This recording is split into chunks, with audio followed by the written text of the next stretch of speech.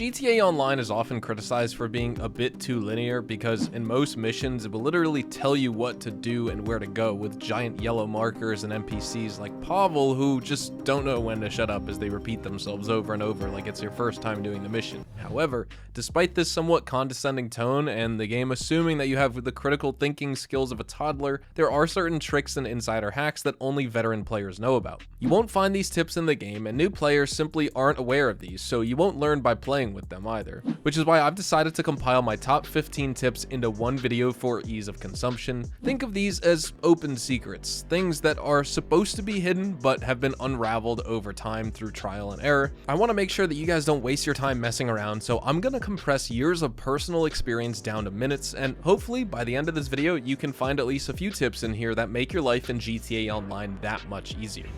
Starting with number 1, did you know that cops won't raid your bunker unless your stock is at 50% or higher capacity? Several businesses in GTA Online have a minimum stock value and an idle timer, so if you cross that minimum value and spend your time in free roam without doing any heists or business activities while registered as a CEO, you will get raided eventually. Now thankfully, the bunker is one of the most resilient businesses with a 50% stock threshold, so as long as you keep your stock below that line, you won't be raided at all. And here's another advantage of maintaining less stock. You only get one delivery vehicle, making it perfect for solo grinders. Alternatively, if you want to make the maximum amount per sale mission, you can actually go for a 100% stock sell and still protect yourself from getting raided. To do this, simply disband your motorcycle club or retire from your CEO position as soon as you exit the bunker or any of your other businesses, and the game will not flag you for a raid unless you're registered as a CEO or MC president. And you can always switch back to being a CEO or president inside of the business if you need to do a resupply or sell mission. This way, you can maintain high stock levels, minimize your chance of getting raided, as well as, of course,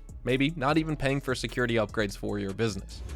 Did you know that there are free Molotovs, scuba suits, and RPGs in your Kasaka submarine? In the kitchen or the mess area, you can actually find multiple Molotov spawns, and if you go into the torpedo room, there's an RPG on the side with 2 rocket refills. If you search around the sub, you can even find a flare gun, assault rifle, as well as a compact rifle. Probably Pavel's guns that he left laying around, but nobody needs to tell him because we're just borrowing them for a short while. Finally, next to the staircase before the upper moon pool vehicle, you'll find a scuba suit hanging from the wall. Normally, these cost over $150,000 at the shop, so you're saving quite a lot of money by getting one for free.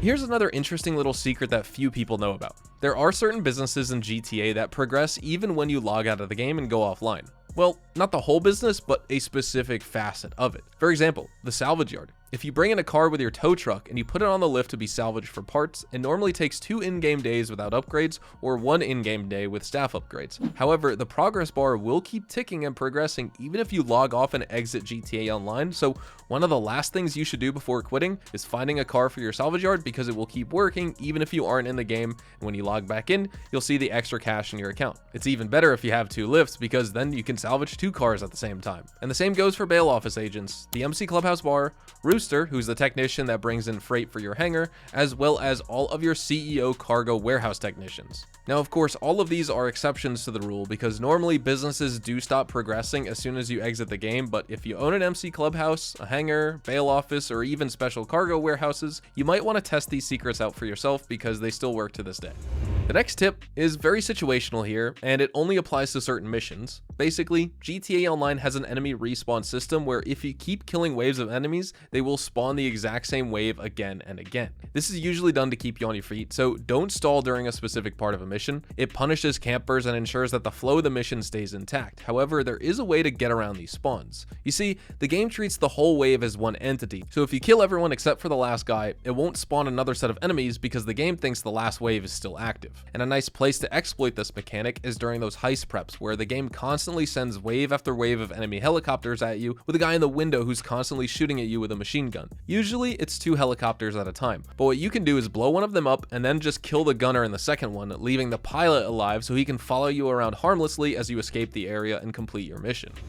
The agency wall safe is one of the most slept on money-making methods in the entire game, and people often skip it entirely, as they prefer to grind the Dr. Dre VIP contract when they could be grinding the regular security contracts as well. However, if you're killing time between a big heist cooldown, or if you've just logged in and you're prepping for the day by resupplying all your businesses, I would definitely consider doing a few security contracts by phoning up Franklin or using your agency office computer. It's very fast, only takes 10 or 15 minutes to do a couple contracts, and every contract does add $100 to your daily save income. By the way, this can go all the way up to a total of $20,000 every single in-game day if you do the 201 security contracts required, completely passive income, just like the nightclub, and you don't even have to visit the agency to physically initiate these contracts. So you can do your security contracts daily, and I guarantee that's going to pay off in the long run, as your agency wall safe will give you an entire day's worth of ammo and armor refills for free. And the best part is that the ammo and armor can also be purchased on the floor above your office if you've installed the armory, so you can actually redeem your free money down in the office and use it to buy all the gear you need on the floor above, basically in one fell swoop.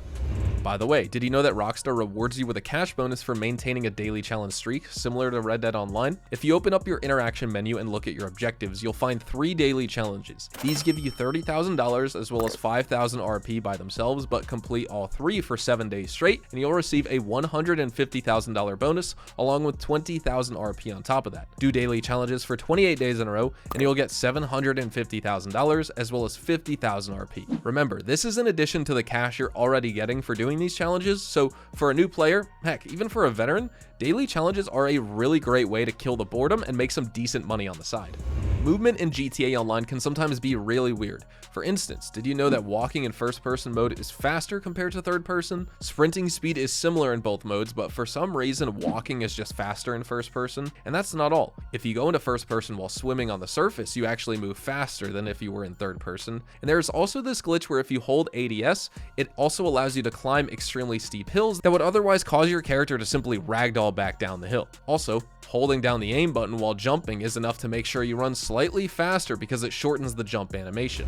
Ever had your cargo blown up by some griefer on an Oppressor Mark II? I know, it can be very frustrating to watch hundreds of thousands of dollars worth of goods go down in flames because you literally spent hours progressing your business only for it to be blown up by some griefer. However, there is a way to save your goods from getting destroyed. Basically, you switch lobbies at the exact instant your cargo is blown up. You're trying to fool the online cloud save system here, which needs a second or two to sync up with Rockstar's servers, and if you're quick enough, you'll find that your cargo is still intact in the new lobby. This can also be accomplished by force quitting the game on PC. It does take some time to boot up again, but it's still a lot faster than making back all that lost cargo and the value of it.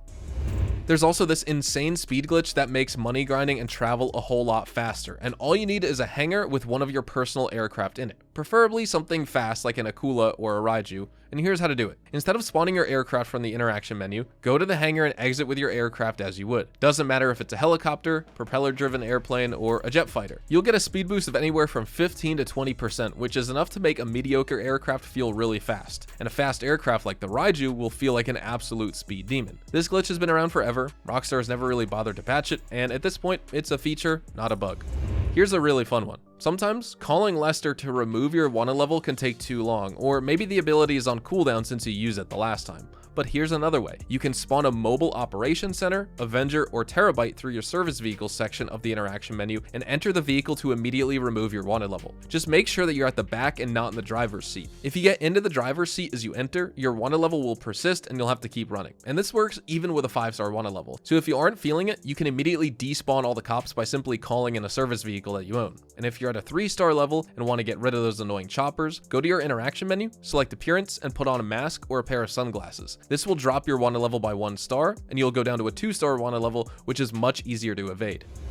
If you're in the middle of a firefight and you want to eat your snacks first, you can skip the animation entirely by aiming down sights or taking cover as you pop your snacks. If you're in a vehicle, you'll still skip the snack eating animation, but you won't be able to access the quick action button, so you'll have to do it from the interaction menu instead. In case you didn't know, outside of vehicles, you can actually quickly eat a quick snack by bringing up the weapon wheel with L1 or LB and pressing up on the D-pad for snacks. For armor, you press right stick or R3.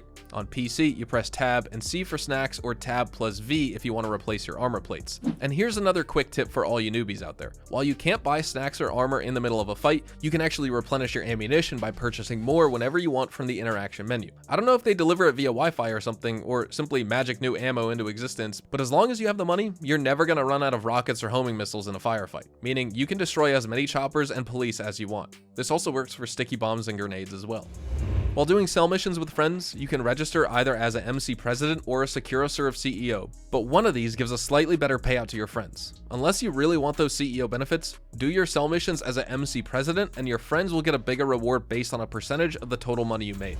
Now this next one is quite obvious, and a lot of you probably know it already, but it's one of those things that flies under the radar because after the first few weeks, most people just forget about it. I'm talking about the stash houses, possibly the most underrated way to resupply businesses in GTA Online. All it takes is a few minutes of your time, and all you need to do is simply find the stash house icon on your map, travel there, shoot up a couple guards, open up a wall safe, and bam, one of your businesses gets a full resupply. This is based on random chance, but you can control it by making sure that the businesses you actually want to supply are empty or just need product, while the others that you don't need are already full on supplies. So for example, the acid lab is pretty easy to resupply. You can just call Mutt and he'll source the goods for you in the background while you do other stuff in free roam. But the bunker may be a little bit trickier because it does require either several resupplies to fill up to the stock that you want to sell, or you need to travel there physically if you don't have a master control terminal. So what you can do is make sure your acid lab is full of supplies, hit a stash house, and now it will prioritize that bunker because you already have supplies for your acid lab and not the bunker. The Cayo grinders among you probably know that there are 4 equipment prep missions that you have to do after you're finished with the gathering intel mission. These are the demolition charges, cutting torch, fingerprint cloner, and either the plasma cutter or the safe code depending on whether your primary target is the glass display case or the safe. But you can actually skip one of these. Think about it. When was the last time you actually used the demolition charges to break in? They're unnecessarily loud, and they also force you to get into a prolonged firefight with El Rubio's mercenary army when you can just sneak in unnoticed through the drainage tunnel. However, the game does tell you that it's mandatory, and that's why a lot of people do it as a force of habit. But if you pay close enough attention, the demo charges mission will switch from mandatory to optional as soon as you collect the cutting torch from the construction site, because now the game recognizes that you've already secured a point of entry. And sticking with the theme of Cayo Perico, once you're inside El Rubio's office, you'll find a hidden safe on the right side of the room, across the wall from the fingerprint scanner. But that's not the only secret item in the office, because there's actually a golden gun hidden in the drawer of El Rubio's desk. And to open his drawer, you will need to secure a small key from one of his several guards who spawn randomly in front of liquor stores and alleyways across GTA 5's map. These guys are always sleeping and they'll be marked with blue dots on your map. You need to find them before you start the heist, otherwise you'll miss out on the golden gun. In terms of practicality, the golden gun is similar to the marksman pistol in that it fires a single shot with really high damage, but the real value of this weapon lies in its exclusivity as well as its appearance. It's covered in gold, it has ivory grips, clearly inspired by Scaramenga's gun from the 1974 James Bond movie, The Man with the Golden Gun, and overall it just looks awesome. And there you have it. These are the top 15 worst kept secrets in GTA Online. Pretty much every veteran knows at least a few of these, but there are several other quote-unquote secrets hiding in plain sight. So let me know if you guys found this video helpful, and maybe I'll do another one like this in the future if you guys want to see it. Also, if you have any secrets or tips of your own that you'd like to share, well, drop them in the comment section below. Don't forget to also drop a like on this video if you guys found it informative and you like what you see. Subscribe to the channel if you guys are new and you want to see more GTA Online content like this. Check me out over on Twitch, Twitter, and Instagram at HazardousHDTV. I live stream every single day over on Twitch. And you can also find some awesome YouTube shorts and TikToks if you just want some rapid fire, short form GTA Online tips, tricks, news, tutorials, guides, whatever. I upload daily shorts and TikToks on my accounts as well. With that being said, hopefully you all have a fantastic day. Thank you so much for watching. I'll see you guys in the next GTA Online video. Adios, amigos.